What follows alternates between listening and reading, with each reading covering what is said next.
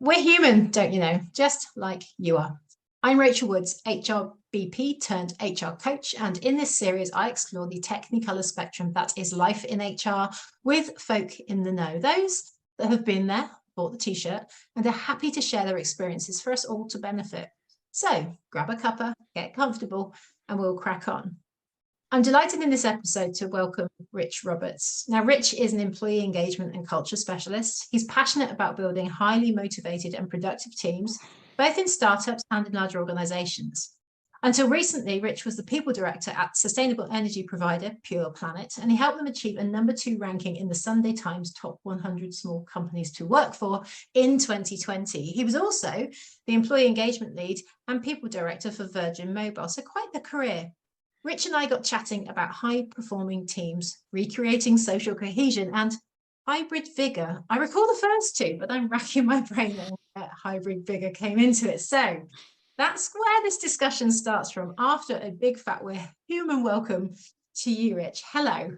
Hello, welcome. Welcome to my shed. And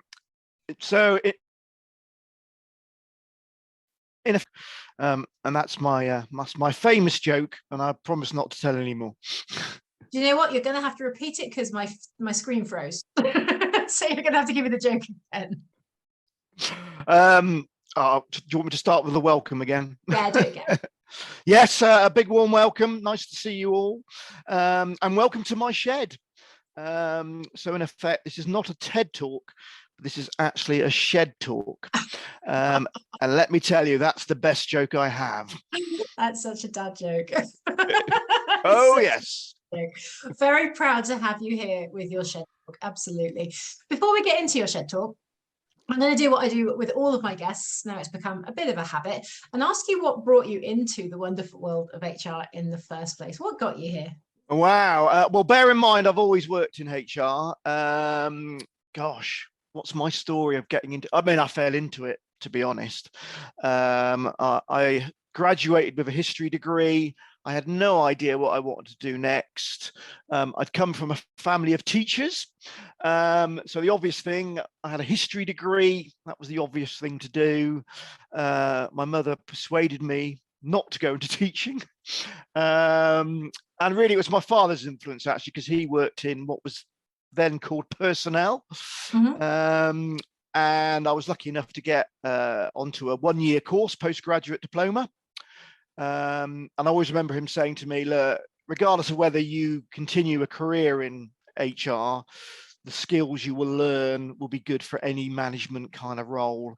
So I thought, I'll do that course. And then the rest is history, really. Fantastic. Wise man, then. Very wise man. Indeed. Yes. Absolutely. Absolutely. So high performing teams, I think as an acronym, or HPTs, I mean, they feel a bit holy grail, don't they, in some ways? Let's define what's the meaning of a high performing team. How would you define high performing in a team space? I mean, for me, it is absolutely around people performing at their best, and performing at their best in a cohesive team.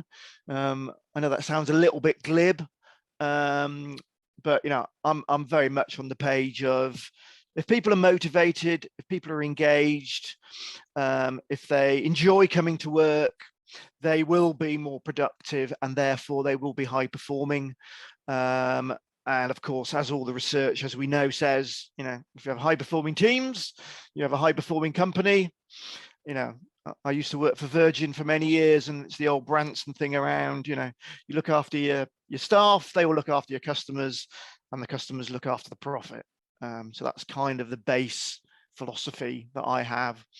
And it kind of all starts with, you've got to enjoy what you do. So, yeah. So what's the blend then? What's the secret recipe for creating it? If you come across a team, you think, all right, they're fine. Yeah. I wouldn't call them high performing. What takes a nice team that's nice and kind and polite to each other, and works okay? What shifts them into the high performing space? Yeah. I mean, I don't think there's any particular magic formula. I've worked in HR for 35 years, so I can tell you it's a lot of hard work, it's a lot of effort, it's a lot of thought to get to that place. I do think, though, having seen high performing teams, there's some sort of component parts. I mean, you've got to recruit talent to start off with. You've got to recruit good people who are motivated, who want to go the extra mile, who want to, develop themselves. I think then it's all about the culture, and it's about the environment you work in. And yeah, as I said, I don't have the magic formula, but a few pointers from my experience of where I've seen it work really well, and also where I've seen it not work so well, is first of all, it's around that purpose, that sense of purpose, and people having meaning. I know for those of you who are familiar with Simon Sinek and all the work he's done around, why should you put in extra effort? Why should you perform at a high level? I think that's a key component part of understanding that within a company. And in particular, in the last 2 or 3 years through COVID, I think people are now looking for more meaning in their lives generally, but also in their work, and on a practical day-to-day basis, if you like. Simon Sinek says a lot of companies can tell you what they do. They can tell you how they do it, but very few can tell you why.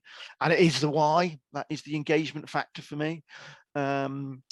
Second thing for me, which is kind of closely allied to that why, if you like, is being a part of something, being a part of something bigger, being a part of a community, being part of a team.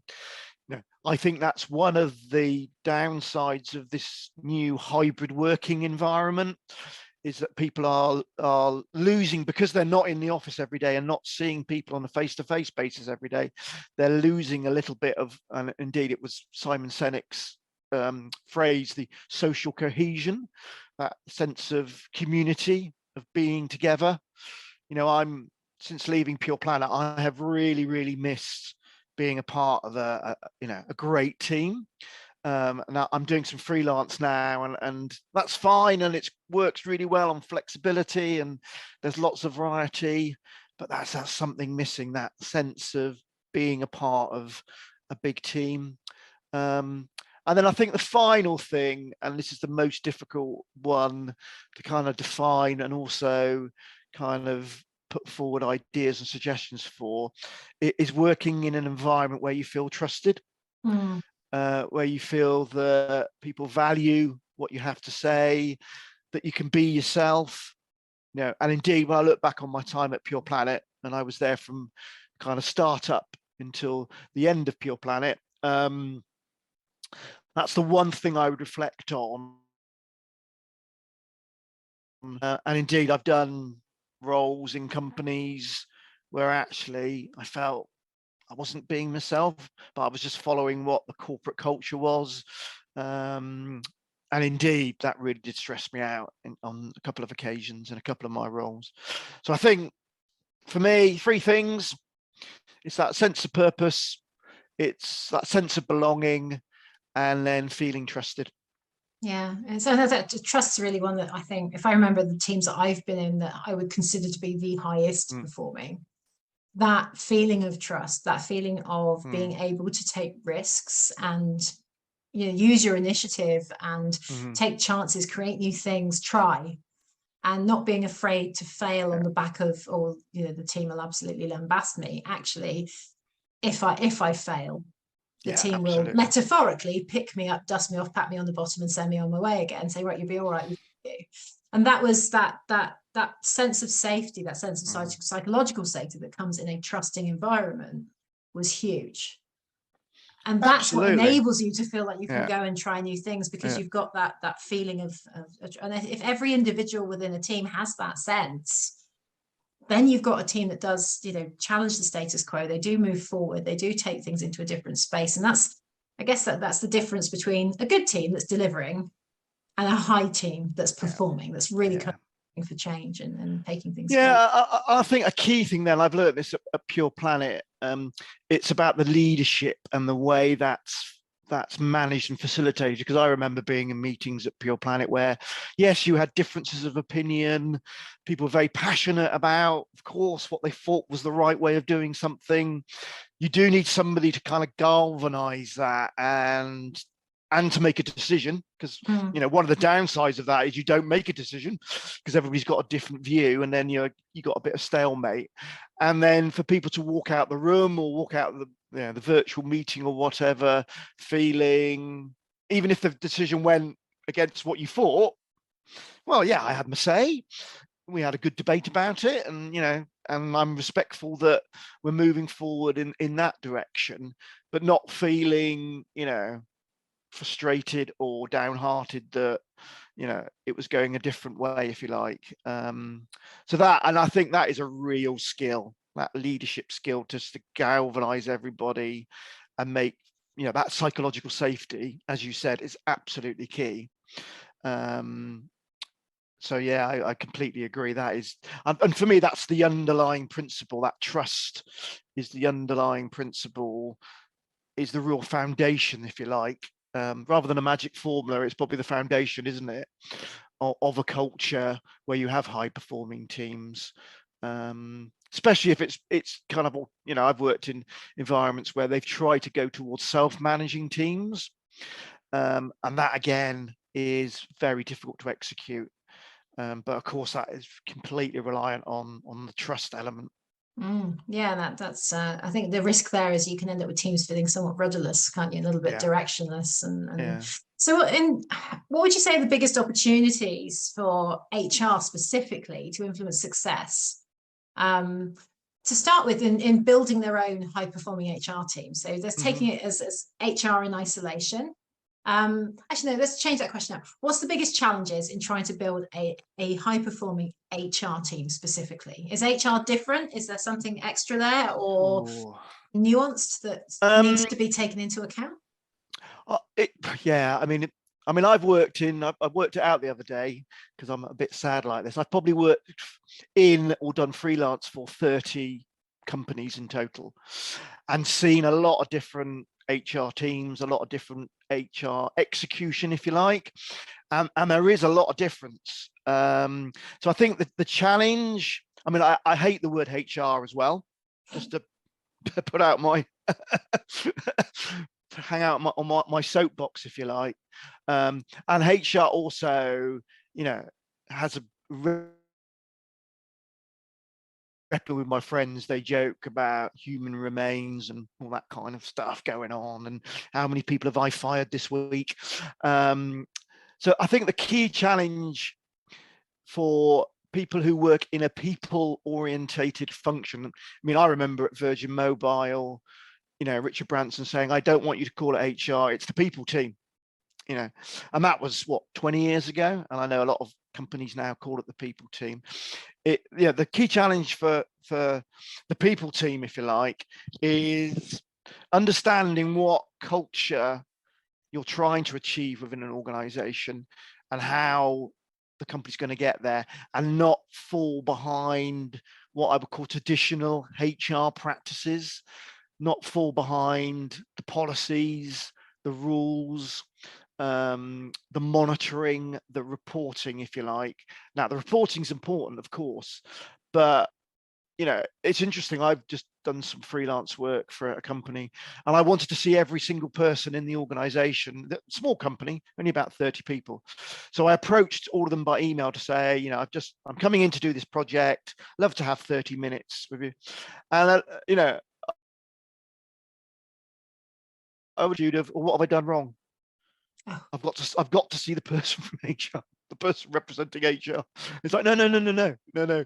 I genuinely want to know what your views are about working for this company and what's good and what can be done better and all that kind of stuff. So there is that sense of reputation. There is that sense of credibility. And of course, the key challenge for the people team is, how do you add value to the business? And for me, that's about how you add value to the people. Because that's my kind of base philosophy, as I said at the beginning. So I think that for me is the key challenge, is it kind of understanding where you fit, understanding the philosophy, understanding what you're trying to achieve, and not fall back into your comfort zone of, have we got a policy on that? So yeah, that would be my answer to that. Interesting. So generally speaking then, what needs to change? What needs to change? I think the in attitude. overall patterns for this, what if you could wave a magic wand and change one or two things? What would you shift right now? I would change the attitude of HR teams, that's for sure, and what they think they're there to do. In what way? If they, in terms of, are they there? It's interesting. I went into a company, and it was a marketing company, and the HR person came to me on day one and said, "Oh, we're just about to launch our new staff handbook. It's just going to print, but could you just have a quick look at it before it goes? Because it'd be really good if you had a look." And literally, I read this handbook, and it was a rule book. It wasn't a culture book, or a culture playbook, I think is the trendy name for it now. It was basically just a list of policies, and it was in alphabetical order. And because it was in alphabetical order, the first thing you read was about absenteeism. The second thing you read about was their policy to do with alcohol. And I said to the person with a big smile on my face, I said, "Do you give this to people on their first day to read?" "Oh, yeah, that's what they have to do on their first day. They sit down and they read it from cover to cover. It's like 92 pages long, this thing." Wow. And I said, what message do you think that's sending people about what it's like to work for this company? Yeah. And to be honest, they didn't quite get where I was coming from. I thought I was just being difficult. But they've done all that work. Exactly. But Rich, a whole solicitor spent hours going through all this. Oh, that explains it. And I suppose for me, that's just a classic example of no, that's not what we're there to do. And I know I'm a bit of a maverick, and people have said to me, "You're not really a HR person, are you?" For me, it's all about culture. How do you put in place the environment where people can perform at their best? And as I said before, I think that's all around that sense of belonging, that purpose, that trust. And then what falls out of that for me is, there's a bit around values, of course, and then it's around that employee life cycle. And what are you doing on each of those touch points to bring your culture, your values? I mean, at Virgin, we used to call it the brand, of course. That's what the word is, what we used 20 years ago. What you're doing on recruitment that just brings that alive, what you're doing on induction that just gives people such a brilliant first 2 or 3 weeks or months, whatever it is. And how does that then translate throughout somebody's life? And I come at it from a very practical day-to-day basis, because you can have lots of management theory, you can have lots of strategy, but actually it's the day-to-day stuff. And then it very quickly becomes a lot about your manager, the way you're managed, the team you're in, what's the day-to-day operational ways of working within that, which actually has the biggest influence. And I always say to people that if you were to do only one thing in an organization on this, if you had one thing to do, or one budget to do one thing, it's to train, support, coach your people managers to be absolutely brilliant people managers. And again, I think that's that's one of the, not a magic formula, but one of the key things, because I remember my career going back, in my time, I had some brilliant managers where I was just flying in those environments. I really thrived. And then I had some really poor managers, and I can, maybe I've retrofitted this a little bit, but in those environments, I didn't enjoy it at all. And I recognize that, I think they call it quietly quitting at the moment, don't they? Where that's you just, the buzzword for it now. where you just do the minimum. I can recognize that and go, yeah, I was just doing the minimum, and I was just, and it was all to do with, the way I was being managed is probably the wrong word, isn't it now? But the way I was, I remember, one manager was like just micromanage me, and would just like tell me what to do, and then would wax lyrical about how great they were and how bad I was. Um, let me say that was a truly motivational tactic. Didn't last long in that organisation. Motivational in the wrong direction, I expect. Yes. Yes. But that was the manager who used to ring me on a Friday at 4:30, just to check in to see how I was doing and wish me a happy weekend. It took me a couple of goes to understand what actually he was doing. He wasn't ringing me to wish me a happy weekend. He was ringing me just to check up I was still working at 4:30 on a Friday.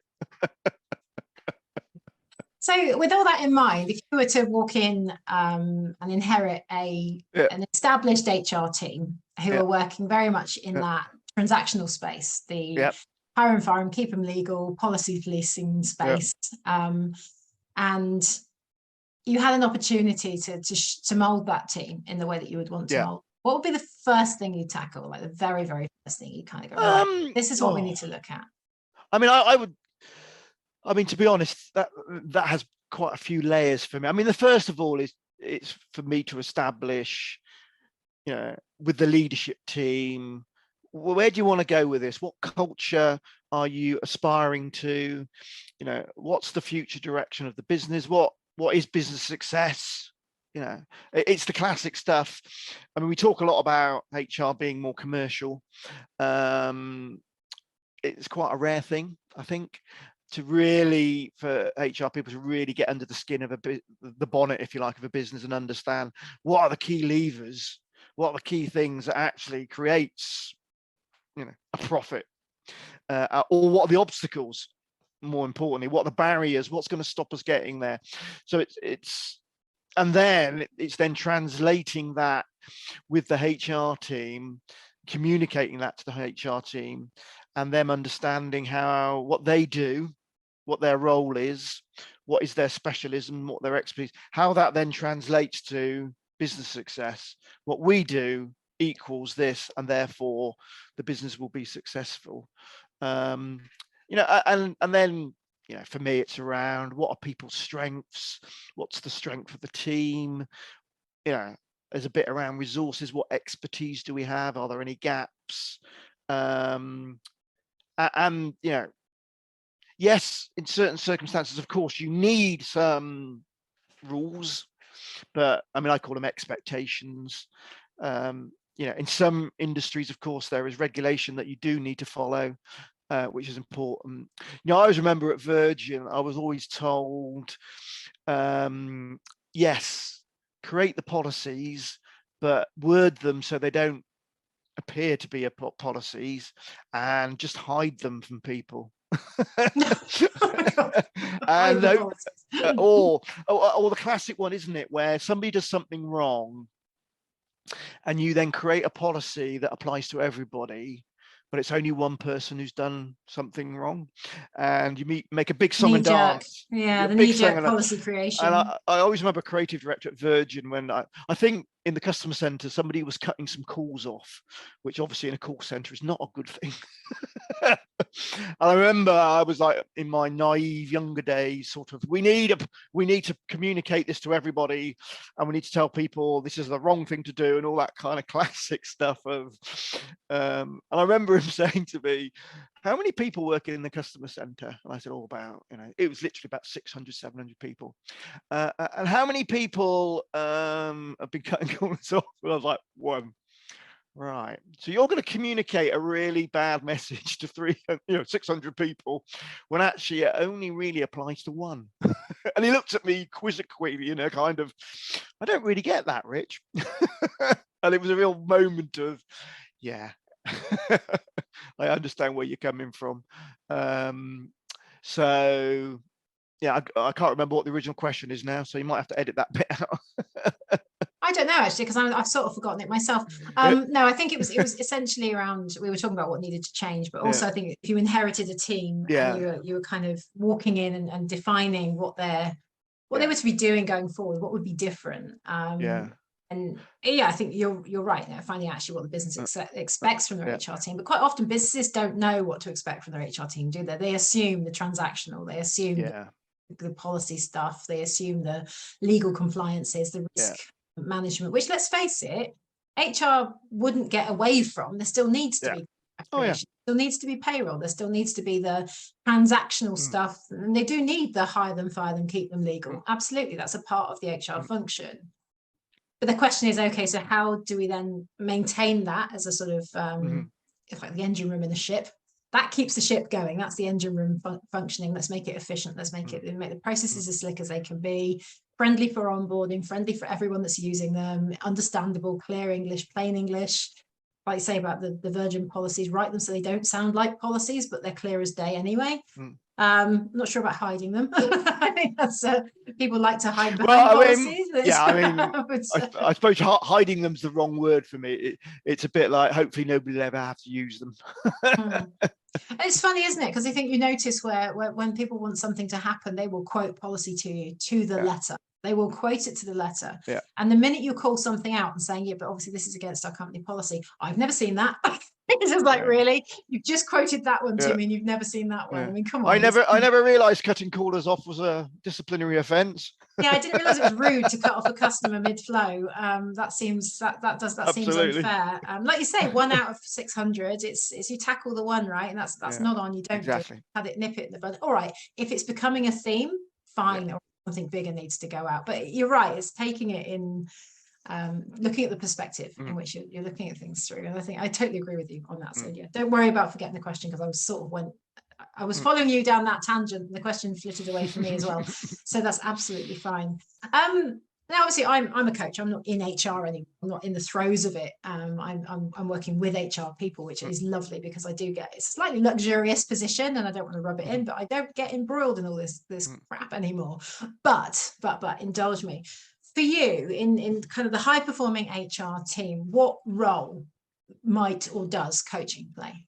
Oh, I think it's fundamental, absolutely fundamental. I think, in terms of a management style, from my experience, the best style is to be a coach.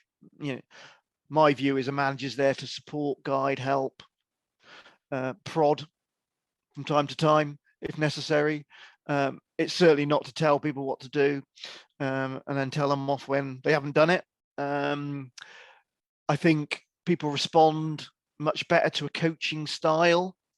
And I think, for me, there is a very important role, whether it's internally or externally, to have coaches. I mean, I remember at Virgin Mobile, we trained up career coaches. So it was, you could do any role in the organization, but you could also become a career coach. And we trained and supported people up. And then, we put it out to everybody. It was all part of our personal development plan, if you like. And I remember I was a coach. I had 5 or 6 people that and it was all part and parcel of, we allocated 10% of your role to do it, if you like, which is, in some companies that's not possible, I know. So from a resourcing point of view, that is a challenge. And that was very much the philosophy around you're helping and supporting and guiding people,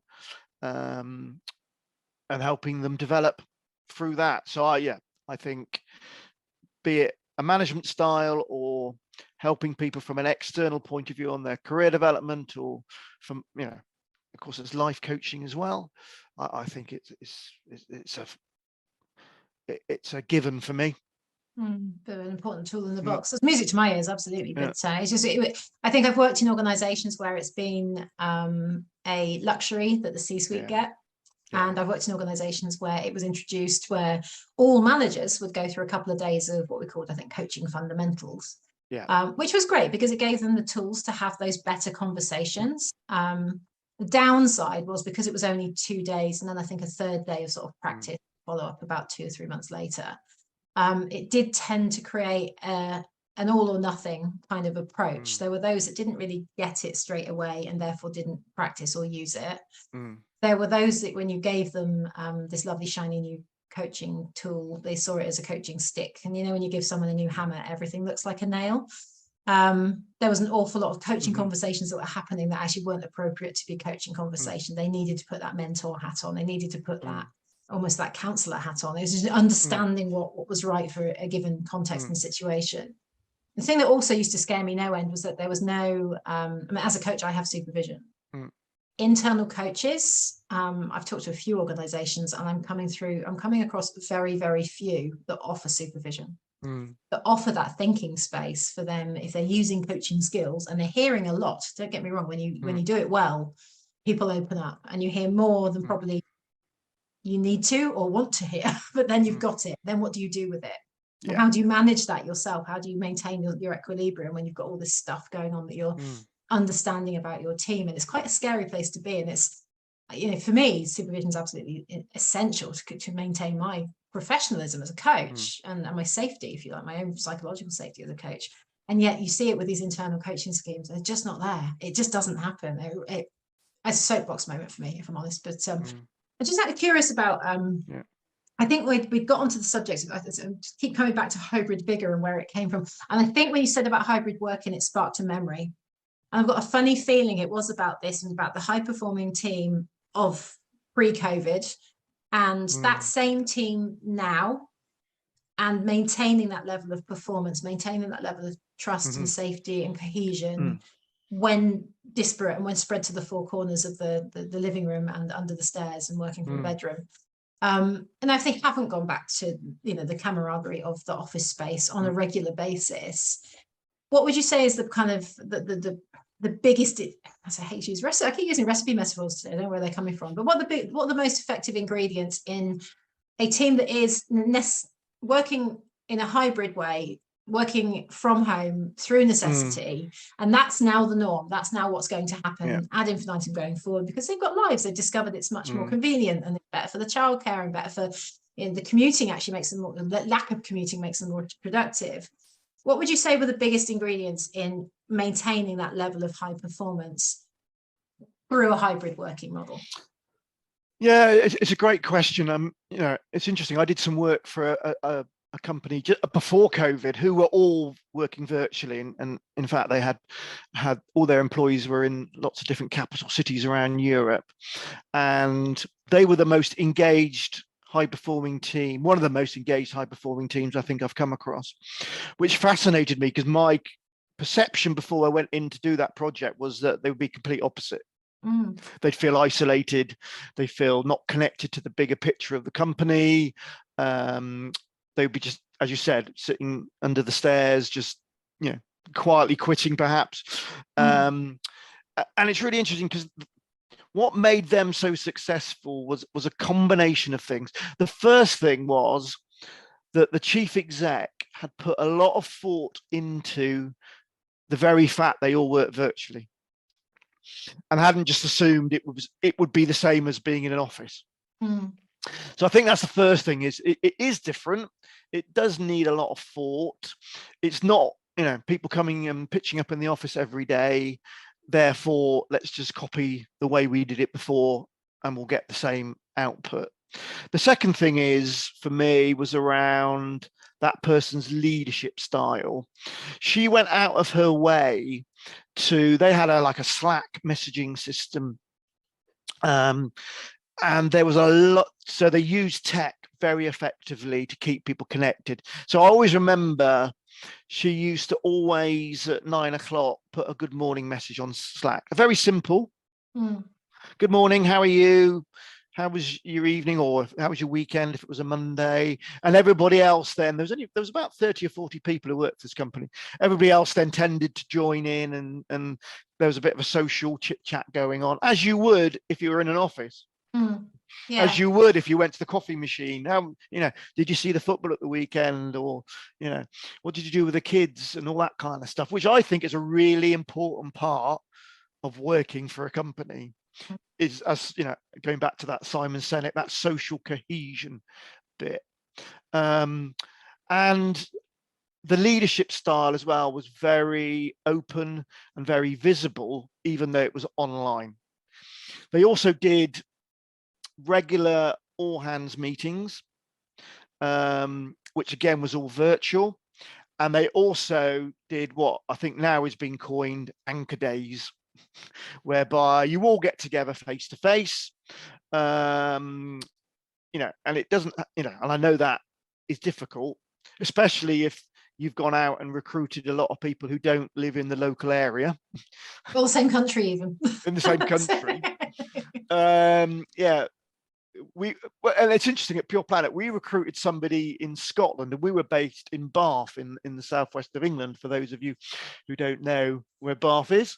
And this lady was the most engaged, involved, person that we had, and we never ever met her face to face. And I was just like in admiration for this person.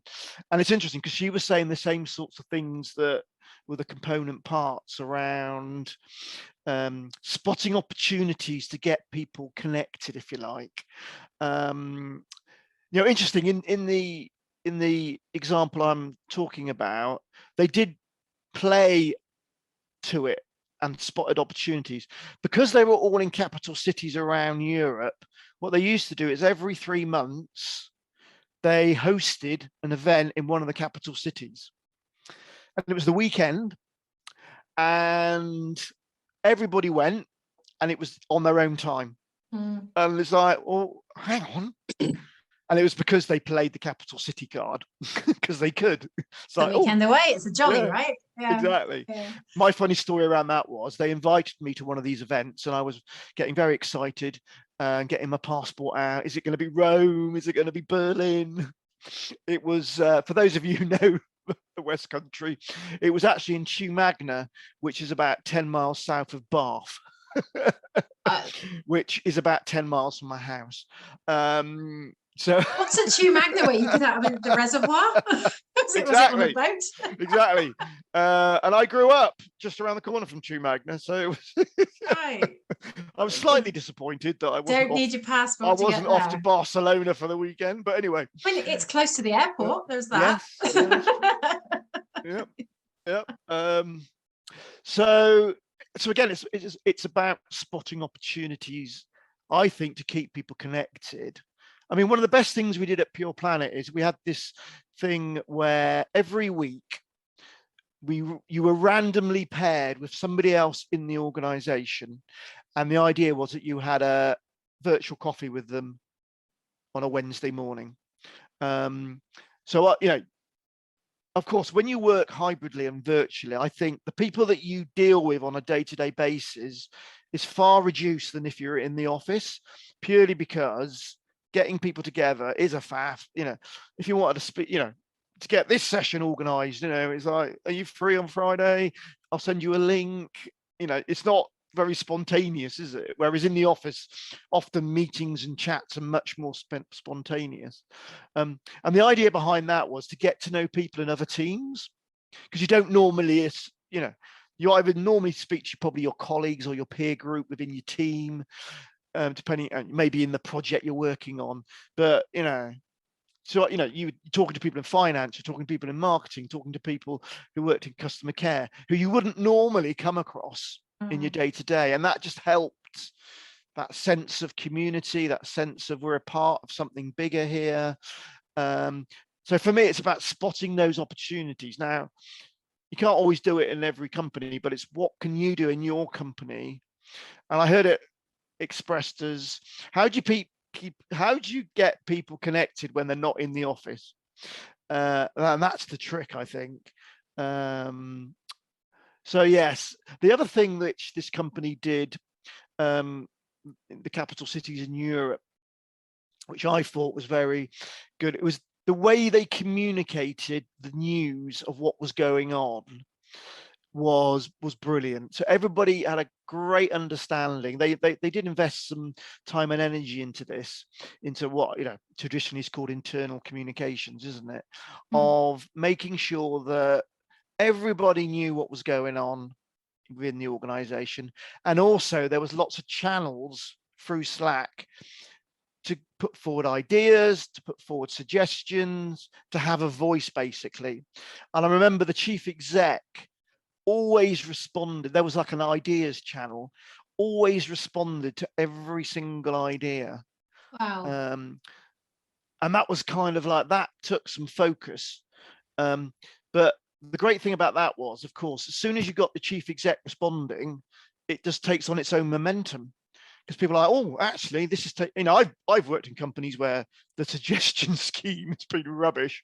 And, I remember a box where you wrote it down on a piece of paper and you put it in the suggestion box. Yeah. And you never heard anything ever again. No, and it would end up as a repository for crisp packets and God knows what else, wouldn't it? Exactly. And it was but this was, if you're going to do that sort of thing, you do need to execute it well, because if you don't, it'll have more of a negative impact than the positive intent, if you like. So for me, overall, and I know that's a very long-winded answer to the question, it's just the thought that was put into lots of different aspects to the culture, and asking the question, how does that come across if we're working virtually versus the office? Interestingly enough, my last thing on this was at Pure Planet, my number 2 in my team, she moved to Germany. She was German, so I can't blame her for that. And she was like, oh, Rich, can I still continue working at Pure Planet? And I said, yes, of course you can. It's not a problem.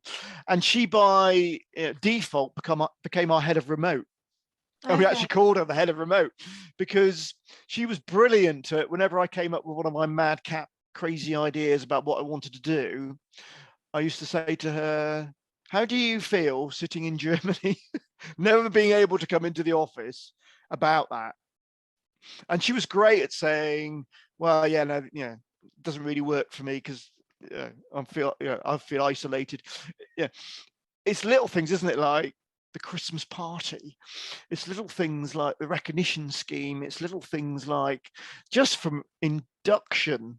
Obviously, doing an induction is far easier in an office, especially if it's like customer service, where you have to train people up in a system, you have to train people up in the product knowledge, if you like. And it's just converting all of that online and still people having a great experience. It's tough. But it's that inclusivity, isn't it? I think I remember working in a satellite office many years ago to a larger office, because we were on the email round robin email from the larger office. The amount of times you had an email saying, fair enough, can so-and-so move my car or something like that. But every now and again it's so-and-so's birthday, there's cakes in the kitchen. And I'd be like, oh yeah, fax me one, will you? Because there's no cakes in our kitchen. Don't get me wrong, we played it back the other way, but where there were only like 10 or 11 of us, there weren't cakes in our kitchen anywhere near as much as there were in Exeter, where there was 200 in the building. We're like, that's not. So tell you what, take us off of that loop. Don't put us on that loop, because we're feeling ostracized. We're feeling out of it. We're not part of that. So it is about that inclusivity, isn't it? Involving everyone in everything, whether it's virtual or whether it's not, which is just, I think, such a fantastic piece of advice from you, Rich. So. I think the other thing which just builds on that for me is that what I've learned is that actually it's the small things that make the biggest difference. You can forget about, a competency-based framework, a salary grading system, a bonus scheme. Yes, they're if that's right, then do it. But actually, it's all the small stuff. It's the thank yous. It's the small gifts. It's all the little things. And the great thing about little things, I find, they're easy to execute. Yeah. And they don't cost a lot. So your FD's not all over you saying, can't do that. They really do stack up. Yeah. I remember at Pure Planet, we used to do lunch and learns and get in fairly famous people in to talk to us. We were a renewable energy company, so we used to get the local university. They had a sustainable course, got professors come in to talk about what's the latest thinking on it. We got well-being people come in. We got, we were connected to Bath Uni, where they've got a lot of the Olympic athletes train up at Bath. So, one would come in and talk about coaching and all that kind of stuff. And it's just doing things different, which fitted with our brand and fitted with our culture.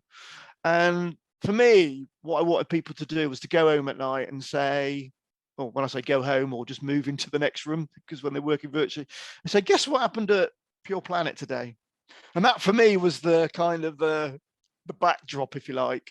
And that's why I say I'm not a normal HR person. What you just described is that shared experience and those shared stories as well, isn't it? Not just the little treats, it's that we saw, and it's not it's we had so and so come in and we did this and we did that. That sense of we've come full circle, I think, back to social cohesion, which I think is a lovely, lovely place to finish on. So thank you very, very much for being here and talking to me today. Finally, though, the shameless plug. I'd always promise a shameless plug to my guests. So how can folk find you, connect with you, and what do you want from the world? What are you looking for? Oh, I just want a nice cup of coffee and some cake, to be honest. I'm a simple man. No, I'm doing freelance at the moment. What I love doing is going into companies and helping, supporting, assisting them with creating great cultures. I really want to work for companies that have a very meaningful purpose. And I just want to enjoy what I'm doing. So it's quite a simple formula for me, from my side. So if anybody does need any help or just wants to have a coffee, I also coach HR people. And you probably know what you're going to get with me in terms of it's going to be about your culture, not necessarily about your disciplinary policy. So if my company, I have a company name which is called Enrich, which you can probably gather where that comes from. It's very clever in terms of me. So if you just Google Enrich HR, hopefully it will come up in the first 10 Google searches.